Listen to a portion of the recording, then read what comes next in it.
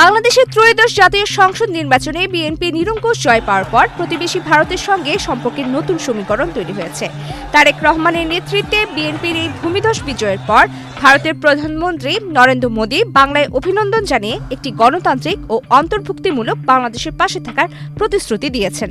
Hot আর সুইটনেসের perfect ব্যালেন্সে যে কোনো স্ন্যাক্সের আসল মজা আনে রুচি হট টমেটো সস।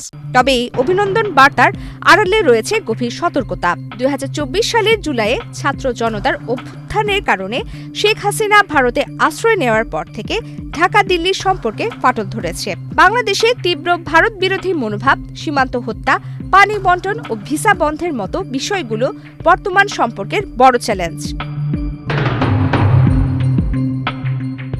দিল্লির জন্য বিএনপি কোনো অচেনা শক্তি নয়। ২০০১ থেকে ২০০৬ মেয়াদে খালেদা জিয়ার নেতৃত্বাধীন ওই বিএনপি সরকার যুক্তরাষ্ট্র, চীন এবং পাকিস্তানের সঙ্গে সৌহার্দ্যপূর্ণ সম্পর্ক রেখেছিল। এতে করে ভারতের মধ্যে সন্দেহ তৈরি হয় যে বাংলাদেশ হয়তো তাদের বলয় থেকে বের হয়ে যাচ্ছে। এরপর বিচ্ছিন্নতাবাদীদের কার্যক্রম, ১০ লাখ অস্ত্র উদ্ধার এবং সংখ্যালঘুদের উপর কথিত হামলা নিয়ে ভারত ও বিএনপির সম্পর্কে অবনতি ঘটে, যা দিন দিন আরও খারাপ হয়। সেই তিক্ত ইতিহাসের কারণে ভারত গত ১৫ বছর শেখ হাসিনার উপর অতি নির্ভরশীল ছিল। ২০১৪ সালে খালেদা জিয়া নিরাপত্তার কারণ দেখিয়ে ভারতের তৎকালীন প্রেসিডেন্ট প্রণব মুখার্জির সঙ্গে নির্ধারিত বৈঠক বাতিল করেন, যা ব্যাপকভাবে ভারতকে বিএনপির প্রত্যাখ্যান করা হিসেবে দেখা হয়েছিল। বর্তমানে শেখ হাসিনা দিল্লিতে অবস্থান করছেন এবং বাংলাদেশে তার বিরুদ্ধে মৃত্যুদণ্ডের আদেশ রয়েছে। ভারত তাকে ফেরত না দেওয়ায় ঢাকার সঙ্গে দিল্লির দূরত্ব আরও বেড়েছে।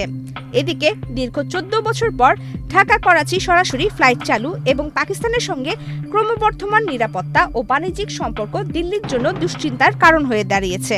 তারেক রহমান স্পষ্ট বার্তা দিয়েছেন, দিল্লি নয়, পিন্ডি নয়, সবার আগে বাংলাদেশ। বিশ্লেষক অবিনাশ পালিওয়াল ও শ্রীরাধা দত্তের মতে, একটি নতুন স্বাভাবিক সম্পর্কের জন্য উভয় পক্ষকে সংযম দেখাতে হবে।